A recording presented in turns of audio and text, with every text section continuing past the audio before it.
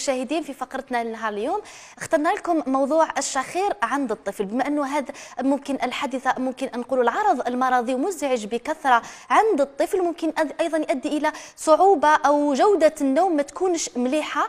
أيضا اليوم حنتحدثوا على الأعراض، الأسباب، وحتى على الحلول بحضور طبيبة الأطفال اللي حاضرة معنا في الاستوديو. طالب كثير مرحبا بك، نورتينا دكتورة. ممكن نقولوا مشكلة صحية الشخير يعني منتشرة بكثرة الآن حتى عند الطفل، ولات يعني قديما كانت عند كبار السن، الآن نشوفوها حتى عند الأطفال. المشاهدين ممكن ما يعرفوش كيف تحدث هذه الظاهرة، فيزيولوجية الشخير كيفاش تكون؟ تفضلي. نعم، يعني الشخير هو الصوت مزعج. نعم صح. يعني في العائلة يكون عند الطفل، ويكون هذا الشخير عندما الطفل يصيب مشكل في التنفس. سيتادير الهواء عندما يدخل نورمالمون كنتنفسوا ما كاينش ان بروي. هنا كيكون هذا الصوت المزعج صافي هي ان اوبستاكل. الطفل هذا واش يدير؟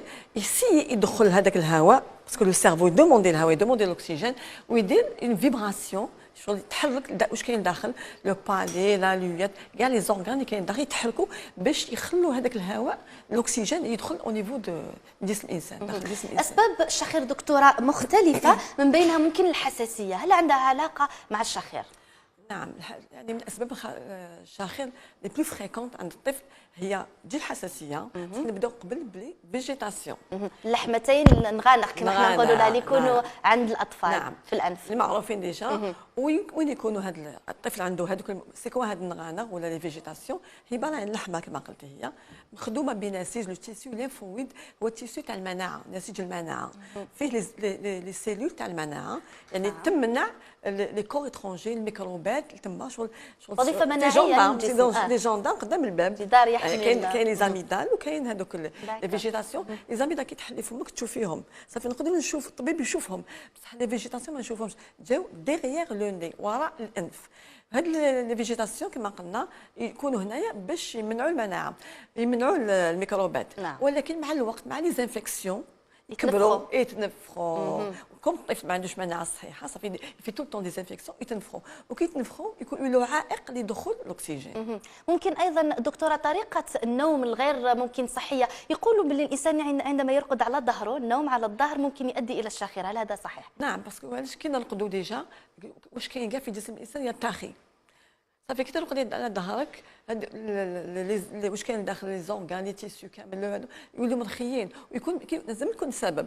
ماشي كاع الناس اللي تشخر، الانسان يكون عنده شويه ان اوبستاكل كي يرقد على ظهره يزيد الاوبستاكل هذاك صافي دخول الاكسجين يجي يولي واعر، والجسم يلوت كونتر هذيك ليبوكسي صافي يدير جسم الانسان يدير كاع واش في المجهود تاعو باش يدخل الهواء. ما يكون هذاك الصوت ويكون هذاك الصوت لي فيبراسيون تاع لي تيسيو مو دي زورغان داخل الجسم تاعنا. كاين الاطفال حتى ما يقدروش يرقدوا في الليل، تشوفوا حتى يبكي، ممكن السيده ينوض في الليل يقول لها مانيش قادر نرقد ولا راني منزعج، لانه الشخير ممكن مشكله صحيه مزعجه الكثير من الاطفال. هل ندرج السمنه، وممكن السمنه خاصه عن طريق اللي تكون في الرقبه، هل عندها علاقه ب نعم، السمنه كيف نفس لا فيزيوباثولوجي. السمنه تؤدي الى لو ريتريسيسمون تاع لو باساج.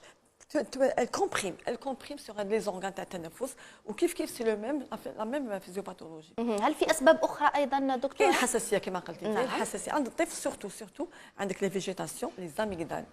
الزاميدال سيتادير لي زونجين، التهاب اللوزتين. هادو ثاني كيكونوا كبار منتفخين، دي فوا يكونوا منتفخين هكذا، اون ابل سا اون هيبرتروفي اميغداليان، يزيد الطفل عنده منتفخين. كاين اطفال ما عندهمش كاع اللوزتين، ودي فوا يكونوا نورمال مع لي زانفيكسيون اربيتيسيون يتنفخوا. اللوزتين كيكونوا منتفخين بزاف كيف تحدث مشكل في دخول الهواء وتؤدي الى داك الشخير.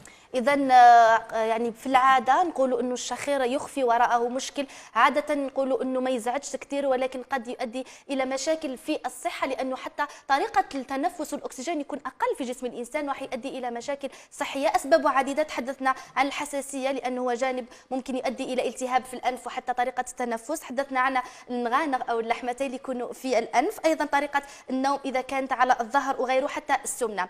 دكتوره، طيب في بعض الحالات الشخير يؤدي الى انقطاع التنفس، وخطورته على الانسان؟ هذا هو المشكل الكبير يعني كو سواء عند الطفل ولا عند الانسان الكبير، المشكل كاع في التنفس سي لي زابني اوبستركتيف بوندون لو سومي. هذا الطفل هذا يرقد لازم لا مامون تعسو، كون برك الشاخير وحده مزعج سي با ان بروبليم، يرقد بعد يدير دي زاري ريسبيراتوار، يعاود يغوبخون كيفاش يغوبخون لو سيرفو. نعم لو سيرفو يعاود شغل يحس بليبوكسي، نقص الاكسجين، يفطن لهذاك الطفل دي بتي زاري ريسبيراتوار، صافي لو سومي هنا يلي ديستركتوري، ما يرقدش مليح. والسومي عند الطفل مهم جدا، لان لي زورمون تاع لو سومي تاع لا كرواسونس اي سون سينتيتيزي بوندون لو سومي. صافي كي يكون الطفل ما يرقدش مليح ديجا ما يكبرش. وبزاف الاطفال جابوهم لنا ما يكبروش، يقعدوا وكي درنا لهم دي بيلون كاع بيلون ما كاين والو. بعد مع الخط تقول لك هذا الطفل راه يشخر فينالمون سيتي دي فيجيتاسيون. هذا الطفل ما يكبرش وسيرتو لي زابني ريسبيراتوار مشكل كبير، حتى ممكن ياثر على تركيزه في المدرسه، على الاداء العلمي. ممكن حتى الانسان احنا انا كبار وكي ما نرقدوش مليح ما نقدروش نخدموا مليح. حتى الطفل الصغير اذا ما رقدش مليح وما تغذاش جسمه والدماغ بطريقه جيده الاكسجين، هكذا راح يكون اداؤه يكون اقل مقارنه بالانسان اللي يرقد مليح. احنا تحدثنا على خطوره انقطاع التنفس، في مضاعفات اخرى للشخير. نعم بما ان هذوك لي فيجيتاسيون قلنا جاو في ديغيير لو ني، يقدروا يبوشي واحد لا ترومب، شغل كاين ان تويو يكومونيك بين الانف والاذن. هذاك لو تويو اسمه لا ترومب دو ستاج، يبيرمي شغل تهويه الاذن. دي فوا كيكبروا يفون بوشي هذاك لو تويو ولا لا ترومب دو ستاج، يفون دوني يعطوا دي زوتيت ا ريبيتيسيون، يقيس الاذن والطفل يجي بور لي زوتيت ا ريبيتيسيون. دونك يفو بونسي هذا الطفل يدير بزاف التهاب في الاذن. وعلاش هو يدير الالتهاب في الاذن؟ يقدر يكون هذا لي فيجيتاسيون، ويقدر يؤدي الى عدم السمع، اللي ما يسمعش مع الوقت. لي زوتيت سيروميكوز يفقد السمع، لي زوتيت كرونيك سيروميكوز. دي فوا يعطي ثاني دي سينوزيت، يقول لك الطفل هذا طول طول يشكي من راسو يوجع. انا في راسي دي سينوزيت ثاني يجي من هذو لي فيجيتاسيون. يعني مشكله صحيه صغيره كاين البعض يستهزئوا بها، ولكن انا نشوفوا انه تاثر على الانسان. معرفه السبب هو حل لبدايه العلاج. نبداو بالغانغ لانه اكثر الاطفال يعانيوا منها. دكتوره، في علاج هذا المشكل او اللحمتين، في بعض يقولوا انه لابد ان يروحوا لتدخل جراحي، لكن الوالدين في بعض الحالات يخافوا، يقول لك لا ممكن ياثر عليه. واش تقول لنا في علاج اللحمتين الغانغ؟ يعني بون لانديكاسيون تاع لا شيرورجي وقتا اون فا انديكي هذا الطفل لازم له تريتمون ميديكال ولا هذا الطفل تريتمون شيرورجيكال، باش ما نروحوش ديريكتوم للجراحه. الجراحه تكون كي يكون عنده لي زابني ريسبيراتوار، هذوك لي زابني اوبستركتيف، باسكو خلاص هذا اللي راهو يتاذى الطفل هذا. يكون كي ما يكبرش، كي يدير لي زوتيت ا ريبيتيسيون ولا لي سينوزيت ا ريبيتيسيون، هنا اوبليجي يروح للجراحه. ما عندها حتى حل واحد اخر، والجراحه بسيطه، عندها 5 دقائق 10 دقائق با بلوس. تقول لك ولكن كي نديروا نحيلوا هاد لي فيجيتاسيون هما لابد منهم، باسكو قلنا تاع المناعه يفا فيغ دي انفيكسيون. وكاين بزاف يقول لك ولي لي ازماتيك، هي ما عندهم حتى مش علاقه. تقدر دير باسكو يفو بوزي لو بور اي لو كونتر. نحيهم له يكبر ولي يتنفس مليح، جيفيت لابني هذيك تاع لي زابني ريسبيراتوار، والسيرفو تاعو يتهوى بيان والطفل هذا يكبر، او تخليهم له يفا فيغ هاد لي. دونك جو بيز لو بور اي لو كونتر، جو بريفير نحيهم. بور لو مومون العمليه الجراحيه اللي انديكي في هذا لي كا، ما انا با لو شوا نحيهم لتتهنى. اذا كان عنده الطفل حساسيه لابد انه ياخذ العلاج.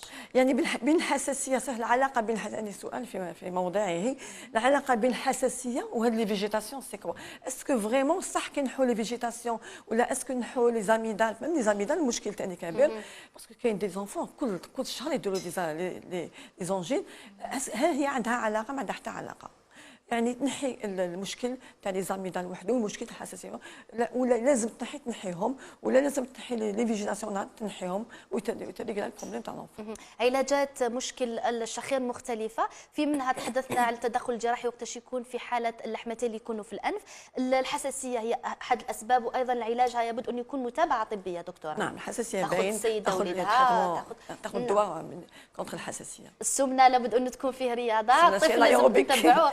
نشوفوا دكتوره الان حتى اصبحت السمنه عند الاطفال. كانت قديما كنا نشوفوا انسان عندما يكبر يبدا تكون له بيزيتي، ولكن الان اطفال صغار في الابتدائي تشوفوا سمين بزاف، ياكل بزاف. تنصحي ممكن السيدات تقولها لابد انه تتبع نظام الغذائي لطفلها؟ نعم الرياضه، تنقصوا شويه لي ساندويتش، ماكله تاع برا.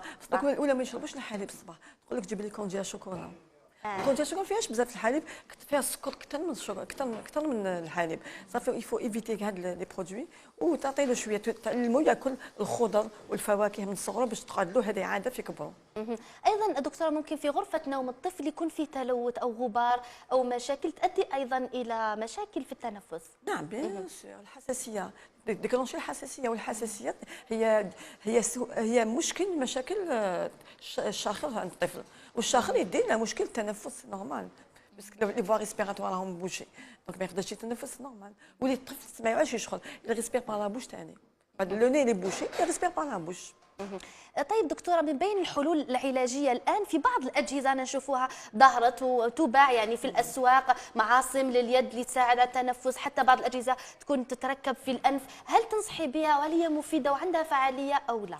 هي ما عندها حس لي جات ما عندهم حتى حاجه، يعني ما عندهم حتى علاقه مع ما عندهمش شغل كي نسيبوا ان تريتمون ميديكال لازم نتبعوا لا فيزيوباثولوجي. المشكل راهو في الغنق نحيوهم. اوكي هادو اللي جات كاع زياده غير ما عندهم حتى علاقه مع لا ميديسين مع الاخر بيرت دارجون. يعني ما عندها حتى فايده، خاصه كاين انه بعضها براسلي كاين تجاريه. كاين ميم لي با كاين لي براسلي كاين تحلوا بهم الانف كاين بوكو تشوز مي ما عندهم تجاريه كما قلتي ما عندهم حتى علاقه مع الحل الغنق. اذا نصائح ممكن للسيدات فيما يخص شخير الاطفال كخلاصه لنهار اليوم واش تقولي لهم؟ نصيحه تروح تشوف الطبيب وتحل المشكل تاعو، ولا قالها لازم له عمليه جراحيه ديرها ما تخافش، هذيك العمليه الجراحيه ما عندها حتى اذى على مستقبل الطفل ولا على الحساسيه تاعو. اذا الشخير هو مشكله صحيه يعانيوا منها كثير وخاصه الاطفال، لابد انه نشوفوا واش كاين مشكل وراها، اذا كان مشكل عضوي او حتى ممكن العادات السيئه اللي يمارسوها الاشخاص، ايضا هكذا حتى يكون يتخلص الطفل من هذا الشخير، وايضا يحظى بنوم هادئ وليله كامله، يستفاد من الاكسجين في الغرفه ويستفاد منه جسمه ويرتاح حتى يبدا يومه غد من ذاك يوم صحي ومفيد ويروح للدراسه ويكون مرتاح اكثر. شكرا لك دكتوره طالب كثير على كل هذه النصائح، شكرا على حسن الاستماع والمتابعه. مشاهدينا نترك الكلمه الان للطفي. شكرا لك حياه وشكرا